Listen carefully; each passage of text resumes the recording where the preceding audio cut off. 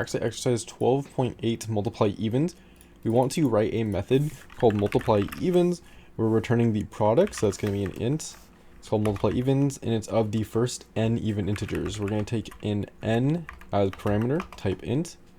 We want to throw an illegal argument exception if we're passed in a value that is less than or equal to 0. So I'm just going to say if our n is less than 1, we are going to want to throw a new illegal argument exception and end this. Otherwise, we can examine this and see what we need to do. So it looks like our base case for this recursion is going to result in returning a 2. And it looks like that happens when our n is equal to 1. So we're going to do else if our n is equal to 1, return 2. Otherwise, we'll be in this else statement, and we want to multiply everything together and return that. So inside of here, we'll just do our return and see if we can do it all in one thing. We'll return, and we want to, it seems like we want to take this n right here and multiply it by 2.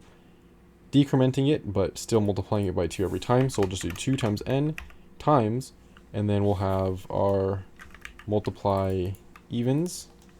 This is where our recursion happens, where we do n minus 1, so we're decrementing and going in. Then we can close off this method. We'll submit this. That'll pass 6 out of 6 tests, and that's how you would do this exercise 12.8 multiply evens.